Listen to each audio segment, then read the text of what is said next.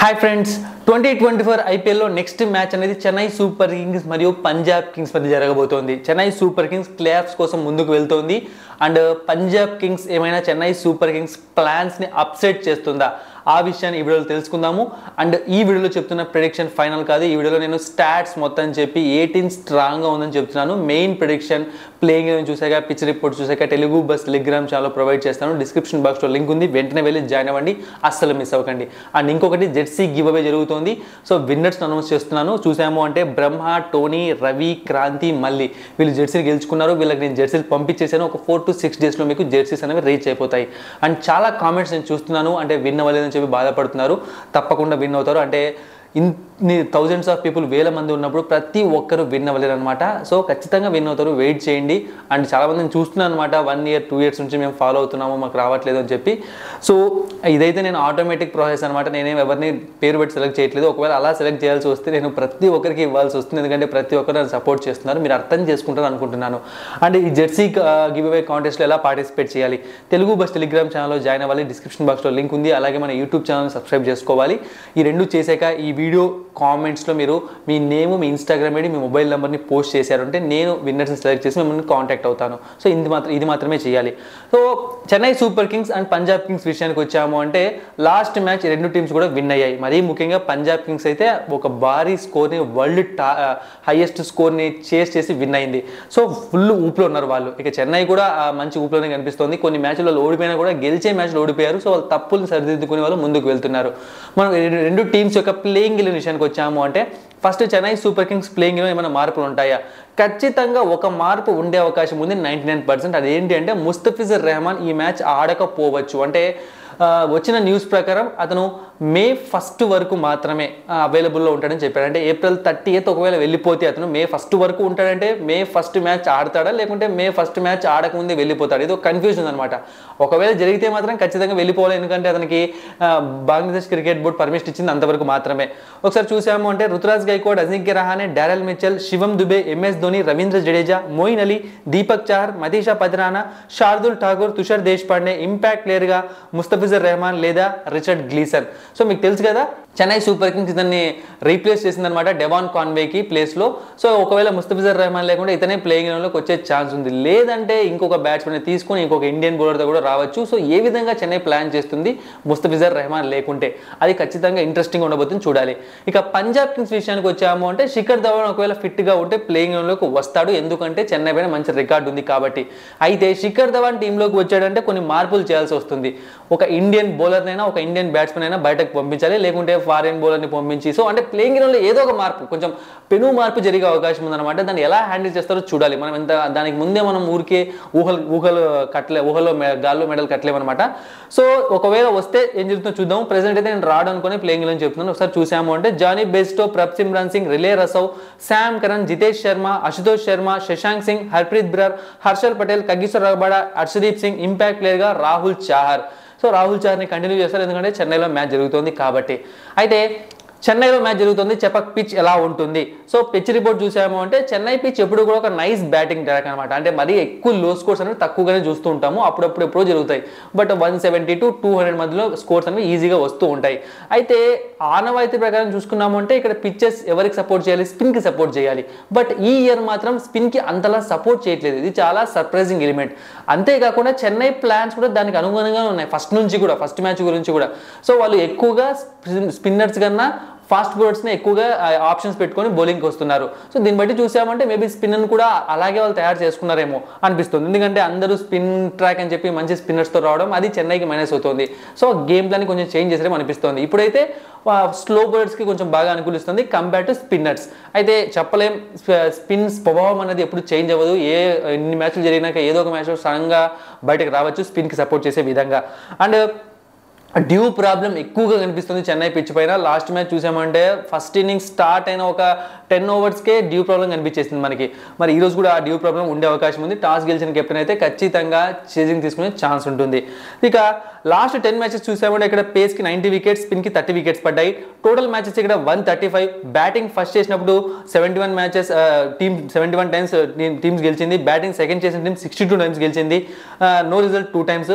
Average first inning score ఇక్కడ 164. Average second innings score ఇక్కడ 152. ఇక ఈ రెండు టీమ్స్ మధ్య హెడ్ టు హెడ్ ఫైట్ ఒకసారి చూసాము అంటే చాలా ఇంట్రెస్టింగ్ గా మ్యాచ్లు జరుగుతుంటాయి ఎప్పుడు కూడా పంజాబ్ వర్సెస్ చెన్నై మధ్య. సో టోటల్ గా 29 మ్యాచెస్ జరిగితే సిఎస్కే 16 మ్యాచెస్ లో గెలిస్తే పంజాబ్ 13 మ్యాచెస్ లో గెలిచింది. ఇక లాస్ట్ 10 మ్యాచెస్ లో చూసాము అంటే పంజాబ్ 5 సిఎస్కే 5. ఇక చపక్ లో చూసాము అంటే సిఎస్కే 4 గెలిస్తే పంజాబ్ 3 మ్యాచెస్ గెలిచింది. సో చపక్ లో కూడా పంజాబ్ చాలా గట్టి పోటీ ఇస్తుంది. సో అందుకే చెప్పిన చాలా ఇంట్రెస్టింగ్ మ్యాచ్ జరుగుతుందని చెప్పి ముందే. ఇక Chennai Super Kings players against Punjab Kings ఎలా పర్ఫామ్ చేశారు ఓవరాల్ గా చూసాము అంటే రుతురాజ్ గైక్వాడ్ 6 ఇన్నింగ్స్ లో 147 రన్స్, అజింక్య రహానే 18 ఇన్నింగ్స్ లో 467 రన్స్, డారెల్ మిచెల్ అయితే ఎప్పుడు ఆడలేదు, శివం దుబే 6 ఇన్నింగ్స్ లో 151 runs, Moeen Ali 6 innings 60 runs 4 wickets, MS Dhoni 25 innings 655 runs 50.4 average ఉంది, Ravindra Jadeja 23 innings 322 runs 16 wickets, Shardul Thakur 10 innings 17 wickets, Deepak Chahar 9 innings 7 wickets, Tushar Deshpande 2 innings 3 wickets, Matheesha Pathirana 1 inning 1 wicket, Mustafizur Rahman 5 innings 4 wickets. So ఈ విధంగా ఉన్నాయి సిఎస్కే ప్లేయర్స్ యొక్క స్టాట్స్. ఇక నెక్స్ట్ పంజాబ్ కింగ్స్ వాళ్ళు ఎలా పర్ఫామ్ చేశారు అగైనెస్ట్ చెన్నై సూపర్ కింగ్స్ ఒకసారి చూసామంటే ప్రప్ సిమ్రాన్ సింగ్ 1 ఇన్నింగ్ లో 42 runs, Jonny Bairstow 6 innings 97 runs, Rilee Rossouw 4 innings 50 runs, Sam Curran 3 innings 35 runs 4 wickets, and Jitesh Sharma 2 innings 47 runs, Shashank Singh 1 inning 15 runs, Ashutosh Sharma ఎప్పుడు ఆడలేదు, Harpreet Brar 3 innings 0 wickets, Harshal Patel 8 innings 14 wickets, Kagiso Rabada 8 innings 8 wickets, Harshdeep Singh 5 innings 6 wickets, Rahul Chahar 11 innings and 10 wickets. ఇప్పుడు ఈ రెండు teams లో ఉన్న problems ఏంటి? So Chennai Super Kings విషయానికి వచ్చామంటే ఫస్ట్ మెయిన్ ప్రాబ్లం మనకు కనిపించేది ఓపెనింగ్ డిపార్ట్మెంట్ లో అజింక్య రహానే ఆడకపోవడము. వీళ్ళకి ఒక మంచి ఓపెనర్ అయితే ఈ ఇయర్ లేడు. స్టార్టింగ్ 2 మ్యాచ్లు రచన్ రవీంద్ర బాగా పర్ఫామ్ చేసినా ఇక తర్వాత ఫెయిల్ అయ్యాడు, మార్చారు. అజింక్య రహానే దగ్గర నుంచి స్టార్ట్ అసలు రావట్లేదు. పూర్తిగా ఓపెనింగ్ డిపార్ట్మెంట్ రుతురాజ్ గైక్వాడ్ పైన డిపెండ్ అవుతున్నారు.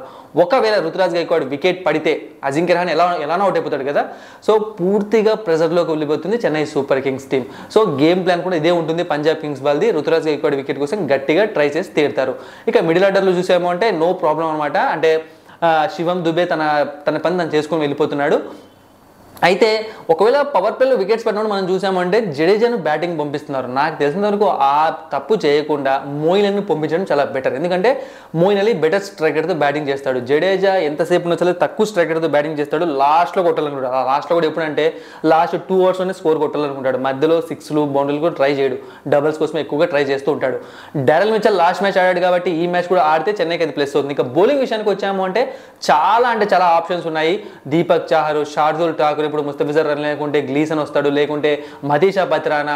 సో ఈ విధంగా Moeen Ali, Ravindra Jadeja spin కన్నా ఫాస్ట్ బౌలింగ్ ఆప్షన్స్ చాలా ఎక్కువగా కనిపిస్తున్నాయి. ముఖ్యంగా తుషార్ దేశపాండే ఈ ఇయర్ వాళ్ళకు మ్యాచ్ విన్నర్ ఎక్కువగా అంటే ఎక్కువ మ్యాచెస్ లో బాగా పర్ఫామ్ చేస్తున్నాడు. అది టీమ్ కి కలిసి వస్తుంది అనమాట. సో నన్ను అడిగితే మాత్రం బౌలింగ్ కన్నా ఎక్కువగా బ్యాటింగ్ లో కొన్ని ప్రాబ్లమ్స్ కనిపిస్తున్నాయి చెన్నై సూపర్ కింగ్స్ టీమ్ లో. ఇక పంజాబ్ కింగ్స్ టీం విషయానికి వచ్చాము అంటే లాస్ట్ మ్యాచ్ పక్కన పెట్టాము అంటే ఇక మిగతా అన్ని మ్యాచెస్లో కూడా ఇంతవరకు ఈ 2024 ఐపీఎల్లో వీళ్ళ బౌలర్స్ మాత్రమే ఎవరికి 200 రన్స్ ఇవ్వలేదు. అవును, నిజం ఇది. మీరు నమ్మకున్నా సరే ఒకసారి వెళ్ళి చూసుకోండి. వీళ్ళ బౌలర్స్ ఏ టీంకి కూడా 200 రన్స్ ఇవ్వలేదన్నమాట. లాస్ట్ మ్యాచ్ మాత్రమే ఇచ్చారు. ఆ మ్యాచ్ కూడా వీళ్ళే గెలిచారు, స్కోర్ చేశారు. సో మంచి బౌలింగ్ అటాక్ ఉంది. మనం ఎందుకు మనకి బౌలింగ్ అటాక్ పెద్దగా కనిపించట్లేదు అంటే దానికి కారణం వీళ్ళ మ్యాచెస్ గెలకపోవడం వల్ల మనకు ఈ బౌలర్స్ అనేది హైలైట్ అవ్వట్లేదు. ఫామ్ లో ప్రాబ్లమ్స్ ఉన్నాయి. ఒక్కొక్క బౌలర్ కొన్నిసార్లు రన్స్ ఇస్తున్నాడు కానీ కూడా బాగానే బౌలింగ్ చేస్తున్నారు. Rabada, Sam Curran, Harshdeep Singh, Harshal Patel. But Harshal Patel మాత్రం బాగా బౌలింగ్ చేస్తున్నాడు, నేను ఒప్పుకోను. ఎందుకంటే భయంకరమైన రన్స్ ఇస్తున్నాడు. బట్ వికెట్స్ అయితే పడుతున్నాయి. ఎందుకంటే లాస్ట్ లో వికెట్స్ తీస్తాడు అనమాట. ఒక 2-3 వికెట్స్ తీసుకుంటాడు. అందుకే పవర్ఫుల్ గా ప్లేస్ లో కూడా కనిపిస్తున్నాడు. ఇక స్పిన్ బౌలింగ్ మాత్రం వీళ్ళ స్పిన్ బౌలర్స్ ఫామ్ లో లేరు. అంటే ముఖ్యంగా రాహుల్ చాహర్ గురించి మాట్లాడుతున్నాను. సో హర్ప్రీత్ బ్రార్ ఓకే మంచి ఎకానమీతో మెయింటైన్ చేస్తున్నాడు. అందుకే రాహుల్ చాహర్ 2 రోజులు పక్కన కూడా పెట్టారు. బట్ ఇప్పుడు తీసుకున్నారు మళ్ళీ టీంలోకి. చూద్దాం ఎలా పర్ఫామ్ చేస్తాడో స్లో పిచ్ పైన. సో ఇక ప్లేయర్ బ్యాట్లు అనమాట. CSK batsmens versus Punjab Kings bowlers ఎలా పర్ఫామ్ చేస్తారో చూసాము అంటే Ruturaj Gaikwad versus Rabada 46 runs 3 times out అయ్యాడు, 125 strike rate. Ruturaj Gaikwad versus Harshdeep Singh 37 runs 2 times out అయ్యాడు, 108 స్ట్రైక్ రేట్ ఉంది. రహానే వర్సెస్ రబాడా 25 రన్స్ ఒకసారి అవుట్ అయ్యాడు, 138 strike rate. Rabada versus Harshdeep Singh 10 runs ఒకసారి అవుట్ అయ్యాడు, 111 strike rate. Rabada versus Harshal Patel 37 runs ఒకసారి అవుట్ అయ్యాడు, 148 strike rate. Rabada versus Rahul Chahar 10 runs ఒకసారి అవుట్ అయ్యాడు 166 strike rate. Daryl Mitchell versus Harshdeep Singh 43 runs ఒకసారి అవుట్ అయ్యాడు 226 strike rate. Daryl Mitchell versus Harshal Patel 8 runs ఒకసారి out అయ్యాడు 100 strike rate. Daryl Mitchell versus Sam Curran 24 runs ఒకసారి out అయ్యాడు 150 strike rate. Shivam Dube versus Rabada 33 runs 2 times out అయ్యాడు 122 strike rate. Shivam Dube versus Harshdeep Singh 22 runs 2 times out అయ్యాడు 146 strike rate. Moeen Ali versus Sam Curran 11 runs ఒకసారి out అయ్యాడు 110 strike rate. Moeen Ali versus Harshdeep Singh 4 runs ఒకసారి out అయ్యాడు 100 strike rate. Moeen Ali versus Harshal Patel 18 runs 2 times out అయ్యాడు 112 strike rate. Moeen Ali versus Rabada 27 runs ఒకసారి out అయ్యాడు 142 strike rate. ఇక Jadeja versus Rabada 34 runs 2 times out అయ్యాడు 160 strike rate. Jadeja versus Sam Curran duck out అయ్యాడు, ఇక ఒక్కసారి అవుట్ అయ్యాడు అనమాట 0 runs. Jadeja versus Harshdeep Singh 14 runs ఒకసారి అవుట్ అయ్యాడు 100 strike rate. Jadeja versus Harshal Patel 58 runs ఒకసారి అవుట్ అయ్యాడు 214 స్ట్రైక్ రేట్. ఇక ధోని వర్సెస్ రబాడా 10 రన్స్ ఒకసారి అవుట్ అయ్యాడు 40 strike rate. Dhoni versus Harshal Patel 25 runs 2 times out అయ్యాడు 78 strike rate. Dhoni versus Rahul Chahar 17 runs 2 times out అయ్యాడు 56 స్ట్రైక్ రేట్. ఇదనమాట చెన్నై సూపర్ కింగ్స్ యొక్క player battle against Punjab Kings. ఇప్పుడు Punjab Kings batsmen versus Chennai Super Kings bowlers అనమాట. Wicket తీసుకున్న వాళ్ళందరినీ కూడా మెన్షన్ చేశాను in T20 format, IPL T20 కలుపుకొని చూసాము అంటే Prabhsimran Singh versus Jadeja 6 runs ఒకసారి అవుట్ అయ్యాడు 150 strike rate. Jonny Bairstow versus Deepak Chahar 30 runs ఒకసారి అవుట్ అయ్యాడు 150 strike rate. Jonny Bairstow versus Shardul Thakur 38 runs ఒకసారి అవుట్ అయ్యాడు 155 strike rate. Jonny Bairstow versus Jadeja 20 runs ఒకసారి అవుట్ అయ్యాడు 90 strike rate. Rilee Rossouw versus Deepak Chahar 24 runs ఒకసారి out అయ్యాడు 200 strike rate. Rilee Rossouw versus Mustafizur Rahman 51 runs ఒకసారి out అయ్యాడు 120 strike rate. Rilee Rossouw versus Jadeja 13 runs ఒకసారి out అయ్యాడు 100 strike rate. Rilee Rossouw versus Moeen Ali 9 runs 3 times out అయ్యాడు 40 strike rate. Sam Curran versus Tushar Deshpande 0 runs ఒకసారి out అయ్యాడు. Sam Curran versus Matheesha Pathirana 6 runs ఒకసారి out అయ్యాడు 100 strike rate.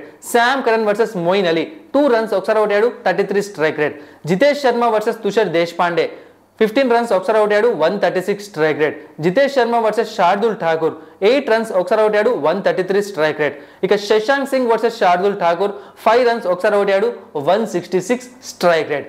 ఇక మరి ఈ మ్యాచ్ ఎవరు గెలిచే అవకాశం ఉంది చూడండి. ఈ ప్రిడిక్షన్ ఫైనల్ కాదు, మెయిన్ ప్రిడిక్షన్ నేను తెలుగు బస్ టెలిగ్రామ్ ఛానల్లో చెప్తాను. డిస్క్రిప్షన్ బాక్స్లో లింక్ ఉంది, వెంటనే వెళ్ళి జాయిన్ అవ్వండి. ఈ ప్రిడిక్షన్ అన్నది ఇక్కడ నేను ఏ టీమ్ స్ట్రాంగ్ ఉందని మాత్రమే చెప్తున్నాను. ఎవరు గెలిచే అవకాశం ఉందంటే పిచ్ ప్రకారం మాత్రమే చెప్తున్నాను. సో పిచ్ రిపోర్ట్ చూడాలి, మెయిన్ రిపోర్ట్ మనము, ఎందుకంటే పిచ్ రిపోర్ట్ చేంజ్ అవుతూ ఉంటుంది, పిచ్చెస్ కూడా చేంజ్ అవుతూ ఉంటాయి కాబట్టి మెయిన్ రిపోర్ట్ మీకు టెలిగ్రామ్ ఛానల్లో ఇస్తాను. అండ్ తెలుసు కదా జెర్సీ గివ్ అవే జరుగుతుంది. జెర్సీ గివ్ అవేలో మీరు పార్టిసిపేట్ చేయాలని టెలిగ్రామ్ ఛానల్లో ఉండాలి. అంటే ఏం చేయాలి, మీరు ఫస్ట్లో వినకుండా ఇక్కడ వచ్చేసి ఉంటే ఒకసారి వెళ్ళి వినండి. జెర్సీ గివ్ అవేలో ఎలా పార్టిసిపేట్ చేయాలో మీకు తెలుస్తుంది. టెలిగ్రామ్ ఛానల్ అయితే జాయిన్ అవ్వాలి, యూట్యూబ్ ఛానల్ సబ్స్క్రైబ్ చేసుకోవాలి. ఇప్పుడు మనం చూసాము అంటే మ్యాచ్లో ఎవరు గెలిచే అవకాశం ఉంది చూడండి. చెన్నై ఓడించడం చాలా కష్టమే, చాలాసార్లు చెప్పాను ఈ మాట. కానీ పంజాబ్ కింగ్స్ చెన్నైని చాలాసార్లు ఓడించింది, అద్భుతంగా పర్ఫామ్ చేస్తుంది. లాస్ట్ ఇయర్ కూడా వీళ్ళు పంజాబ్ కింగ్స్ వాళ్ళు చెన్నై సూపర్ కింగ్స్ పైన విజయం సాధించారు. సో అలాంటి ఫామ్లో వీళ్ళకి వెళ్తూ ఉంటారు. వీళ్ళకి 100 ప్రాబ్లమ్స్ ఉన్నా చెన్నైని ఓడించడం అనేది వీళ్ళకి ప్రాబ్లం కాదనమాట. అలా ఉంటుంది వీళ్ళ స్ట్రాటజీ. అండ్ ఇంకొక విషయం ఏంటంటే లాస్ట్ మ్యాచ్లో పంజాబ్ కింగ్స్ గెలవడం అనేది వాళ్ళకు ఒక జోష్ ఇచ్చిందనమాట. ఒకసారి విన్నింగ్ మూమెంట్ని ఏ టీం అయినా చూసిందంటే అంత ఈజీగా వాళ్ళు ఓడిపోరు. అంటే ఇక్కడ నేను చెన్నై ఓడిపోతుందని చెప్పట్లేదు, పంజాబ్ గెలుస్తుందని చెప్పట్లేదు. ఇక్కడ మెయిన్ మ్యాటర్ ఏంటంటే ఈ పిచ్ అనేది ఎవరికి సపోర్ట్ చేస్తుంది. ఒకసారి చూసాము అంటే చెన్నైలో ఫాస్ట్ బౌలర్స్ అంటే స్లో వేరియేషన్స్ ఉన్న బౌలర్స్ ఉన్నారు, ఈ సైడ్ కూడా అలాంటి బౌలర్స్ ఉన్నారు. బట్ చెన్నైకి ఉన్న ఒక ప్లస్ పాయింట్ ఏంటంటే స్పిన్ బౌలర్స్ ఉన్నారు, బట్ ఇక్కడ మనకు స్పిన్ బౌలర్స్ కనిపించట్లేదు. ఇక బ్యాటింగ్ విషయానికి వచ్చాము అంటే నన్ను అడిగితే రెండు టీమ్స్లో బ్యాటింగ్ ప్రాబ్లమ్స్ ఉన్నాయి. లాస్ట్ మ్యాచ్ వాళ్ళు ఆడారు కానీ బాగా పంజాబ్ వాళ్ళు, వాళ్ళ టీంలో కూడా గట్టిగా ప్రాబ్లమ్స్ కనిపిస్తున్నాయి నాకైతే. సో ఈ మ్యాచ్ ప్రిడిక్షన్ అనేది ఎక్కువగా కూడా టాస్ పైన డిపెండ్ అయి ఉంటుంది. ఒకవేళ ఏ టీం అయినా సరే చేస్ చేస్తే ఖచ్చితంగా ఆ టీం గెలిచే అవకాశం ఉంది, అంటే చేజింగ్ టీం విన్ అయ్యే అవకాశం ఎక్కువగా ఉంటుంది. బట్ మనం చూసాము అంటే చేజింగ్ టీం ఒకవేళ చెన్నై పడినా సరే కొంచెం కష్టమైన పరిస్థితి అనమాట.